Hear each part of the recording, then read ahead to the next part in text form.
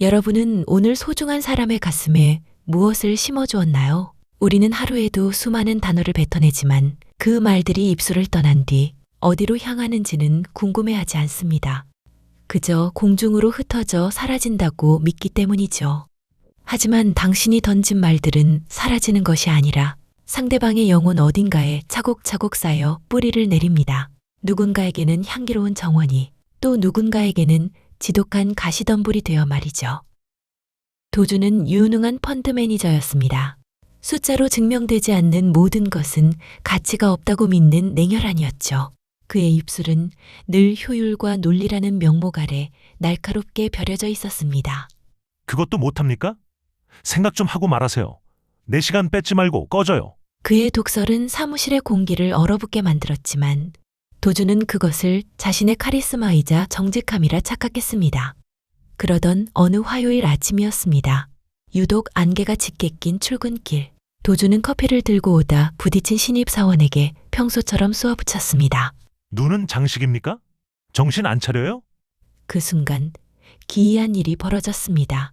도준의 입에서 나온 차가운 문장들이 공중에서 희끄무레한 연기로 변하더니 이내 딱딱하게 굳어 검은 선인장 가시의 형상을 띠기 시작한 겁니다. 수십 개의 가시는 신입사원의 어깨 위로 툭툭 떨어져 박혔습니다. 사원은 고통스러운 듯 움찔하며 어깨를 만졌지만 정작 가시의 존재는 모르는 눈치였습니다. 환각인가? 피곤해서 그런가 보군. 도주는 애써 무시하며 사무실로 들어섰습니다. 하지만 지옥은 이제 시작이었습니다. 점심시간 식당에서 마주친 연인들의 대화 위로 분홍색 수국꽃잎이 흩날리는가 하면 부하 직원을 격려하는 옆부서 차장의 입에선 은은한 향기가 나는 라벤더가 피어올라 상대의 손등에 머물렀습니다. 반면 도준의 입은 가시 제조기였습니다. 복도 바닥을 닦고 있던 미화원 아주머니가 실수로 그의 구두 끝에 물기를 묻히자 도준은 눈길조차 주지 않은 채 차갑게 내뱉었습니다. 앞 좀 제대로 보고 일하시죠. 사람 지나가는 거 안 보입니까? 그 무심한 말은 시커먼 가시가 되어 아주머니의 구부정한 등을 사정없이 찔렀습니다. 실수를 저지른 후배에게 말한 일을 그런 식으로 할 거면 집에 가서 쉬지 그래? 라는 인격모독은 뾰족한 송곳 같은 가시가 되어 그의 가슴팍에 박혔습니다. 도주는 소름이 돋았습니다. 사람들의 어깨와 가슴 위에는 각기 다른 식물들이 자라나고 있었습니다. 다정한 이들의 주변엔 작은 정원이 펼쳐져 있었지만 도준이 지나가는 자리마다 사람들은 보이지 않는 가시에 찔려 신음하고 있었습니다.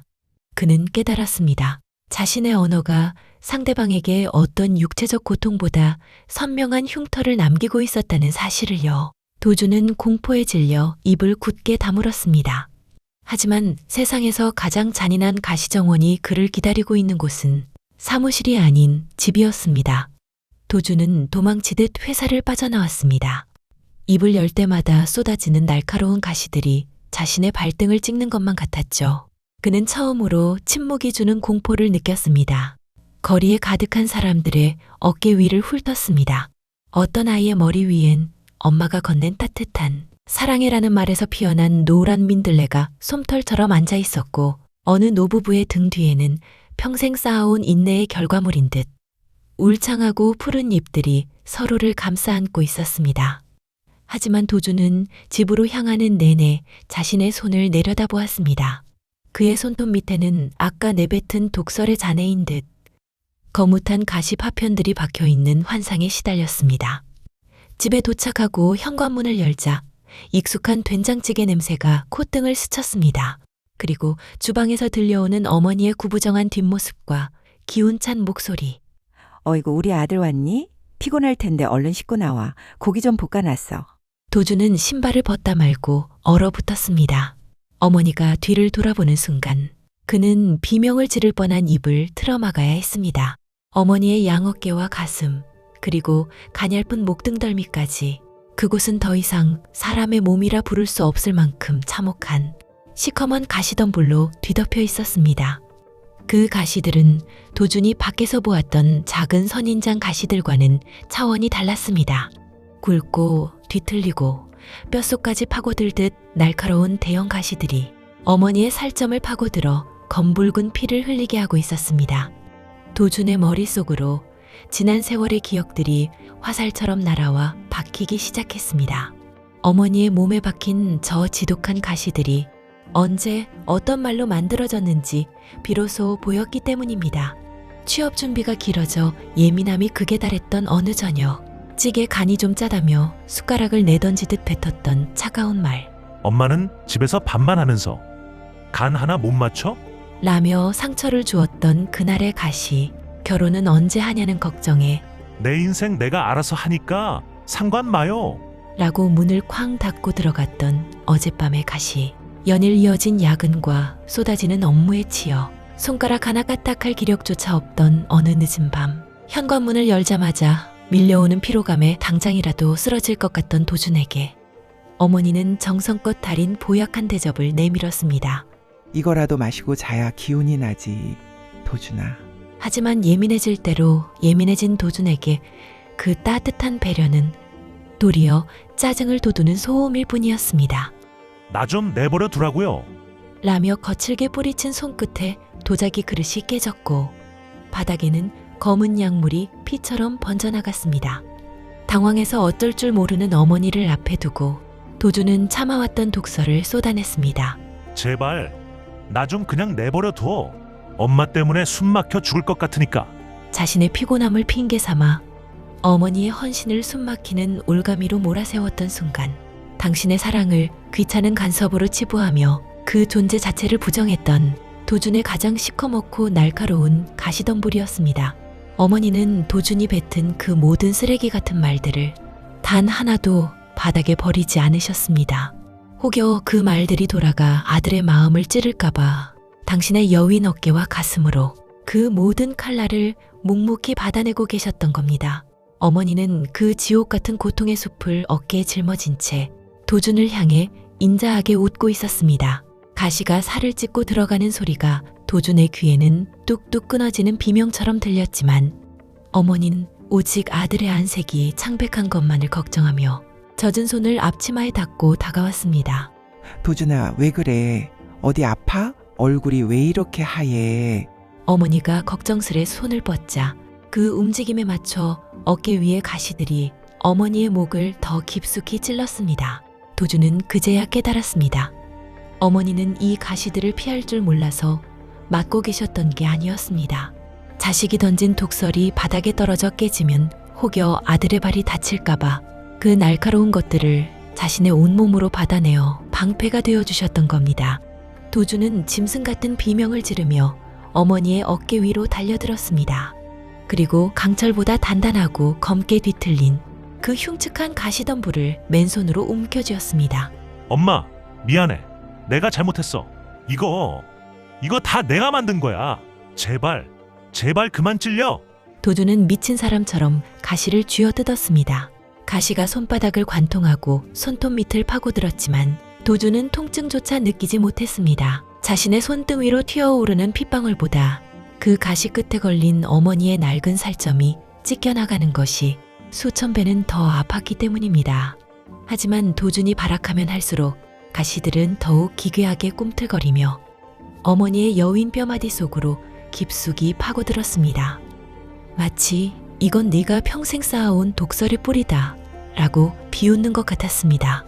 도준은 자신의 손이 너덜너덜해질 정도로 가시를 당기고 또 당겼습니다.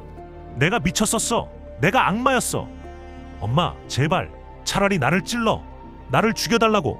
도준은 이제 가시를 뽑는 게 아니라 자신의 가슴으로 그 가시덤불을 짓눌렀습니다. 자신의 몸이 찢겨서라도 어머니의 고통을 옮겨오고 싶었습니다. 하지만 가시는 주인을 알아보는 듯 도준의 몸은 교묘히 피해가며 오직 어머니의 심장만을 향해 날카로운 끝을 겨누고 있었습니다. 도준은 자신의 무력함에 바닥을 치며 오열했습니다. 자신이 뱉었던 엄마 때문에 숨막혀 라는 말이 지금 어머니의 목을 조르는 가시가 되었고, 해준 게 뭐 있어? 라며 쏘아붙였던 조롱이 어머니의 가슴에 구멍을 내고 있었습니다. 그 처절한 아수라장 속에서도 어머니는 투성이가 된 아들의 손을 꼭 맞잡았습니다. 당신의 어깨가 무너져 내리는 고통 속에서도 어머니의 유일한 슬픔은 오직 울고 있는 자식의 눈물이었습니다. 우리 아들 밖에서 누가 널 이렇게 괴롭혔니? 왜 그래? 응? 괜찮아. 엄마는 다 괜찮다. 네가 이렇게 무사히 돌아와 준 것만으로도 엄마는 충분해. 어서 손부터 씻자. 응? 어머니의 주름진 입술이 열릴 때마다 기적이 일어났습니다. 어머니의 숨결을 타고 눈부시게 하얀 안개꽃들이 몽글몽글 피어올라 도준의 눈물을 닦아주었습니다. 가시 돋친 지옥 같은 방 안에서 유일하게 향기를 내뿜는 그 작은 안개꽃들. 도준은 그 꽃잎들이 자신의 뺨에 닿을 때마다 가슴이 무너져 내렸습니다. 자신이 세운 화려한 경력과 유능하다는 평판들, 그 모든 성공의 밑바닥에는 사실 어머니의 마르지 않는 피와 눈물이 고여 있었던 겁니다. 도준은 이제야 보게 되었습니다. 자신이 남들보다 앞서 달려갈 수 있었던 건 발이 빨라서가 아니라 뒤에서 날아오는 모든 비난과 고통의 화살을 어머니가 온몸으로 막아주고 있었기 때문이라는 사실을요. 도준은 어머니의 무릎에 얼굴을 묻고 아이처럼 목 놓아 울기 시작했습니다. 그동안 자신이 얼마나 무서운 무기를 입에 담고 살았는지, 그 무기가 가장 사랑하는 사람을 어떻게 난도질했는지 처절하게 깨달으며 뱉어낸 참회의 눈물이었습니다.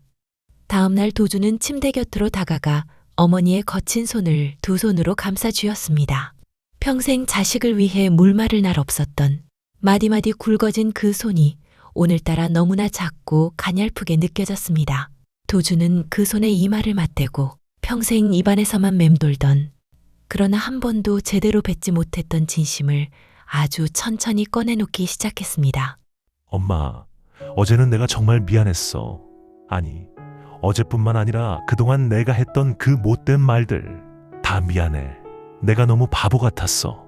목소리가 잘게 떨려왔지만 도준은 말을 멈추지 않았습니다. 나 힘들고 피곤하다는 핑계로 엄마가 준 사랑을 숨막히는 짐처럼 생각했어. 내가 잘나서 이만큼 온 줄 알았는데 사실은 엄마가 나 대신 그 독한 말들을 다 맡고 있었다는 걸 이제야 알았어. 도준의 눈물이 어머니의 손등 위로 툭툭 떨어졌습니다. 그는 마치 깨지기 쉬운 보물을 다루듯 어머니의 손을 더욱 꼭 쥐었습니다. 나 키워주느라 고생 많았지? 이제는 내가 엄마 지켜줄게.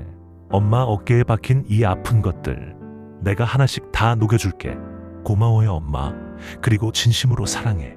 그것은 도준이 어른이 된 후 처음으로 건넨 가시 없는 완벽한 꽃잎 같은 말이었습니다.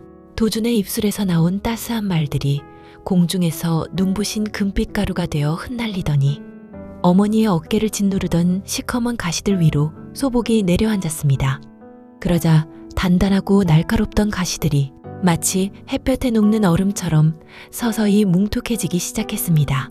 도준이 진심 어린 사과와 사랑을 건넬 때마다 어머니를 고통스럽게 하던 지옥의 정원은 조금씩 향기로운 꽃밭으로 변해갔습니다.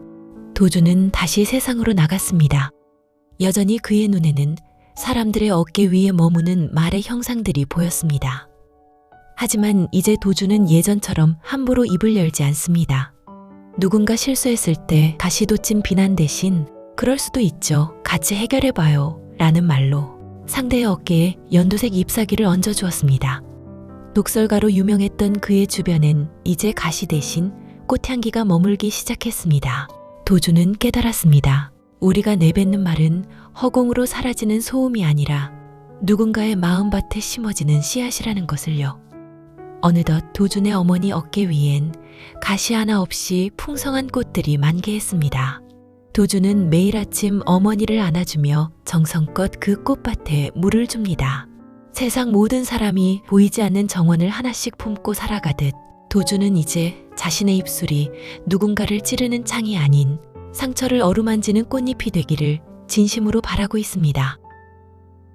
오늘 이야기 어떻게 들으셨나요? 우리의 눈에는 보이지 않지만 어쩌면 지금 여러분 곁에 있는 소중한 사람들도 여러분이 무심코 던진 말에 가시에 찔려 홀로 신음하고 있을지 모릅니다.